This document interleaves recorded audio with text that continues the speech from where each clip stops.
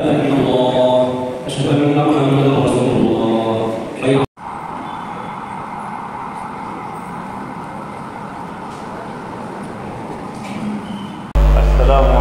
warahmatullahi ta'ala wabarakatuh. Bismillahirrahmanirrahim. Alhamdulillahi rabbil alamin. Wa sallallahu wa sallama wa barak ala sayyidina wa maulana Muhammadin habibi rabbil alamin wa ala alihi wa ashabihi ajma'in. Alhamdulillah, mengawali pembicaraan kajian siang hari ini Syekh Yasir mengawali dengan puji-pujian kepada Allah Subhanahu wa taala serta selawat kepada baginda Nabi Muhammad sallallahu alaihi wasallam, kekasih Allah Subhanahu wa taala, juga teriring selawat serta salam kepada keluarganya, sahabatnya dan para pengikutnya. Tasharraftu bil qudumi ilaikum min biladi Suriya Dimashq. Beliau menyatakan, saya merasa terhormat bisa datang ke tempat kalian. Saya ini datang dari negeri Suriah, tepatnya dari kota Damaskus. Li'azurakum fa'azura ikhwatan li fillah. Datangnya saya sih dalam rangka mengunjungi kalian, mengunjungi atas dasar persaudaraan karena Allah Subhanahu wa taala. Wa antum fi biladi Indonesia, dan kalian semuanya berada di negeri Indonesia. Masya Allah, akbaru adadin lil muslimin fil alam. Indonesia menjadi negara yang paling besar jumlah penduduk musliminnya di dunia. Yani biladi Suria kulluha biqadri Jakarta faqat. Negeri Suriah secara keseluruhan kalau diukur dengan Jakarta hanya seukuran Jakarta saja. Jumlahnya hanya seukuran Jakarta saja. Wal'an uridu an as'alakum soal. Dan sekarang saya ingin bertanya kepada kalian sebuah pertanyaan. Hadzal 'adadu al-kabiru min al-muslimin fi biladikum Indonesia.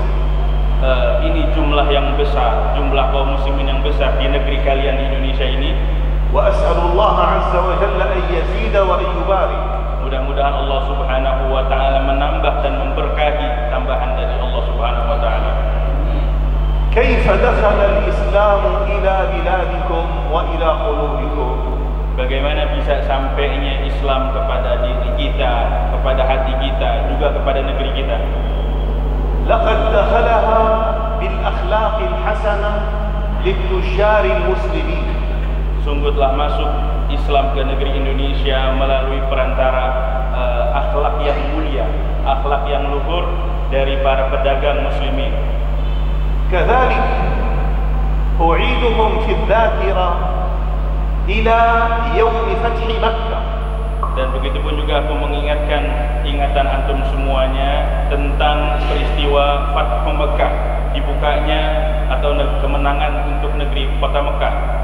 قبل يوم فتح مكة كم عدد المسلمين الذين دخلوا في الإسلام؟ Sehari sebelum Fathu Mekah, berapa jumlah muslimin saat itu? من قريش كانت الأعداد قليلة جدا. Dari bangsa Quraisy jumlahnya hanya sedikit sekali.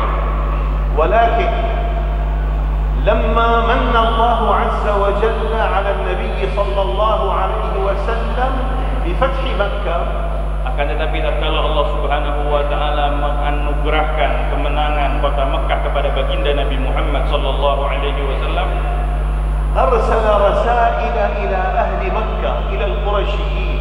Maka Nabi sallallahu alaihi wasallam mengirim surat-surat kepada orang-orang Quraisy. وقال من دخل دار أبي سفيان فهو آمن. Kata Nabi sallallahu alaihi wasallam, siapa yang masuk ke rumahnya Abu Sufyan maka dia aman.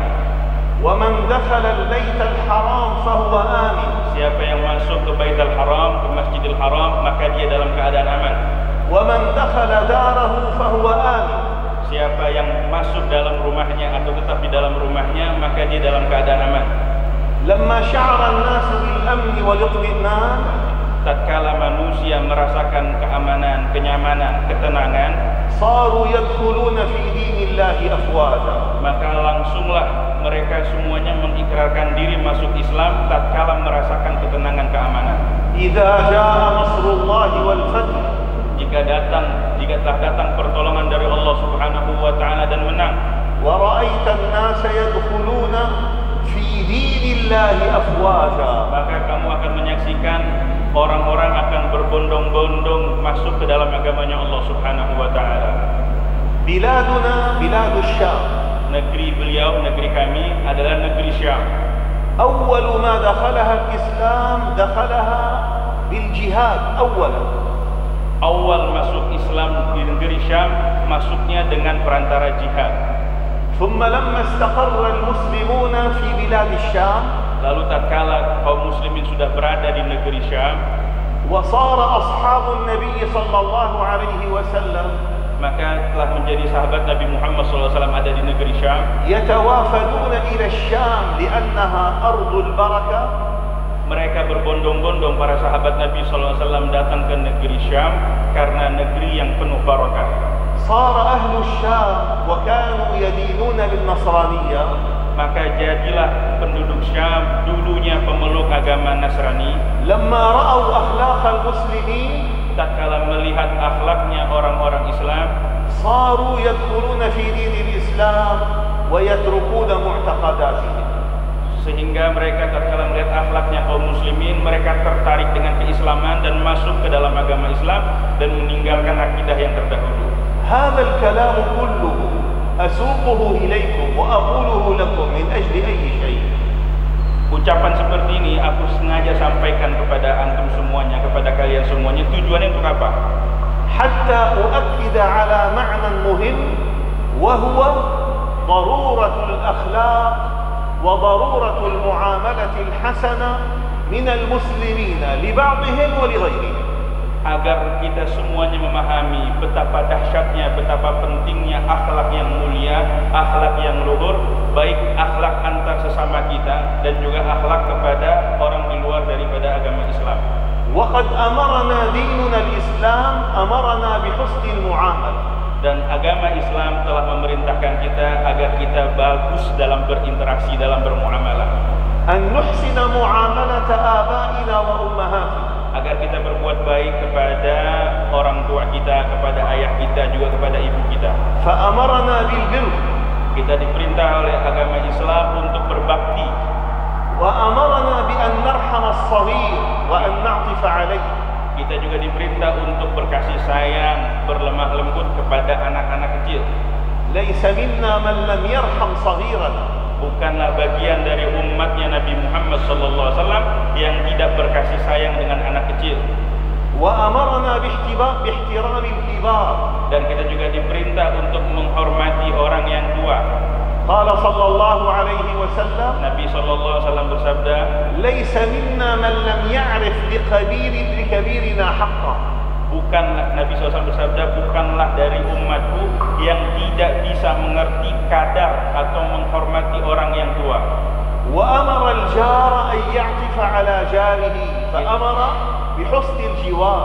Kita juga diperintah untuk berbuat baik seorang tetangga dengan tetangganya. Diperintah oleh agama untuk berbuat baik kepada tetangga. حتى أوصى بالجار التاسع. Sampai kita diperintahkan untuk berbuat baik kepada tetangga yang jauh, bahkan ke-9 sekalipun. وأمر بالإحسان إلى الزوجة، الزوجة إلى الزوج والزوج إلى الزوجة. Kita juga diperintah dalam agama untuk berbuat baik kepada istri, dan istri juga harus berbuat baik kepada suami. كل ذلك يؤكد على ضرورة الأخلاق. Ini semuanya menekankan kita semuanya akan pentingnya akhlak yang baik. حتى مع أعدائنا يجب أن نتعامل معهم بالأخلاق. Bahkan kita pun juga diperintah untuk berakhlak baik kepada orang yang memusuhi kita sekalipun. عند الحرب وعند الأسر. Baik dalam keadaan peperangan ataupun dalam keadaan perdamaian.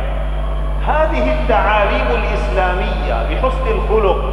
Inilah pembelajaran agama Islam, yaitu dengan akhlak yang baik. ما مصدرها وما أساسها في ديننا. apa sandarannya dan apa pondasinya agama kita ini? أساسها Asas atau pondasinya adalah الحديث النبوي الشريف dari hadis Nabi Muhammad sallallahu alaihi wasallam yang mulia, الذي ذكر فيه 3 جوانب. yang disebutkan ada 3 hal yang penting.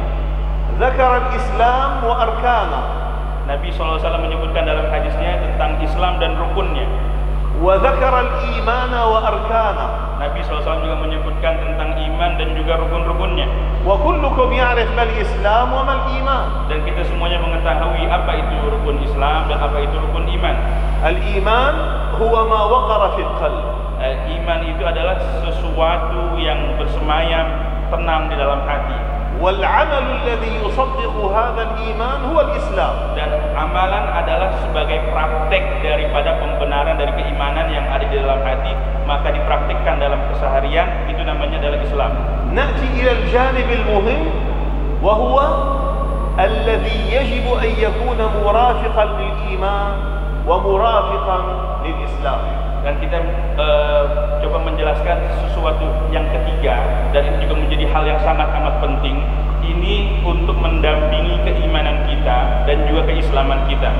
قال عنه النبي صلى الله عليه وسلم أنه الإحسان. Baginda Nabi SAW mengatakan, yaitu yang dimaksud sini adalah al-ihsan. وفسره بقوله Dan beliau menjelaskan dalam sabdanya, أن تعبد الله كأنك تراه. kamu beribadah kepada Allah Subhanahu wa taala seolah-olah kamu menyaksikan Allah Subhanahu wa taala. فإن لم تكن تراه فإنه يراك. Kalau kamu belum mampu bisa menyaksikan Allah Subhanahu wa taala, maka pastikanlah bahwa Allah Subhanahu wa taala menyaksikan. يعني أن نراقب الله عز وجل Yaitu merasakan pantauan dari Allah Subhanahu wa taala في عبادتنا له، dalam ibadah kita kepadanya, في معاملتنا معه، dalam interaksi kita kepadanya, وفيما أمرنا من الطاعات. dan begitu pun juga dalam hal-hal yang Allah Ta'ala perintahkan kepada kita dari praktik ketaatan. Allah menyaksikan kita semuanya. وكذلك في معاملتنا مع الخلق. Begitu pun juga Allah Subhanahu wa taala menyaksikan segala macam interaksi kita. يعني نستطيع أن نقول أن الإحسان هو حسن الخلق. Jadi bisa kita simpulkan bahwa ihsan itu adalah akhlak yang baik. وقد قال صلى الله عليه وسلم Nabi sallallahu alaihi wasallam bersabda, الدين المعاملة. bahwa agama ini adalah muamalah, yaitu interaksi. هذا الكلام الذي قلته Ucapan yang beliau sampaikan ini semuanya, مختصره كلمة واحدة، ringkasannya adalah satu kalimat, التصوف. yaitu tasawuf. فإذا أردتم التصوف Jika kamu yang menginginkan tasawuf, فأحسن المعاملة مع الله، maka perbaikilah hubungan interaksimu dengan Allah Subhanahu wa taala. وأحسنوا وأتقنوا عبادتكم لله، Maka perbaiki dan sempurnakanlah ibadahmu kepada Allah Subhanahu wa taala. وأخلصوها لله، Dan ikhlaskanlah ibadahmu karena Allah Subhanahu wa taala. وأحسنوا المعاملة Dan perbaikilah interaksimu مع خلق الله جميعا. dengan seluruh makhluknya Allah Subhanahu wa taala secara keseluruhan. الإنس يعني أنت وأخوك وزوجك وأبوك وولدك وجارك وعدوك. Berbuat baik dengan manusia, baik itu istrimu, orang tuamu, anakmu, tetanggamu, sahabatmu, bahkan musuhmu. وكذلك مع الجماعة. Begitupun juga kita disuruh untuk berinteraksi, berbuat baik kepada jamaah atau benda-benda mati sekalipun. فأمر بإماطة الأذى عن الطريق. Nabi SAW memerintahkan kita untuk menyingkirkan bebatuan atau yang menghalangi di jalanan. وحسن المعاملة مع الحيوان. Dan kita juga diperintahkan untuk berinteraksi atau berbuat baik dengan hewan sekalipun. وكلكم يعرف قصة المرأة Dan kita semuanya mengetahui tentang kisahnya seorang perempuan التي دخلت النار بسبب قطة حبستها. karena perempuan ini masuk neraka karena sebab dia memenjara kucing, dipelihara kucing tersebut. هذا هو التصوف. Maksudnya dipenjara kucing tersebut, tidak dikasih makan dan tidak dikasih minum. Inilah يعينك على أن تكون حسن الأخلاق. Tasawuf ini adalah sesuatu hal yang bisa membantu kita semuanya untuk berbuat akhlak yang baik. وأن تكون متصوفا حقيقيا. Dan agar kita menjadi orang yang benar-benar tasawuf secara hakikat. أن تلتزم أولا حسن المعاملة ثم الأذكار والعمرة. Yang pertama kita ialah memperhatikan berbuat baik, berinteraksi dengan semua kalangan, berbuat baik, baru kemudian nanti kita perhatian dengan zikir-zikir. والحمد لله رب العالمين.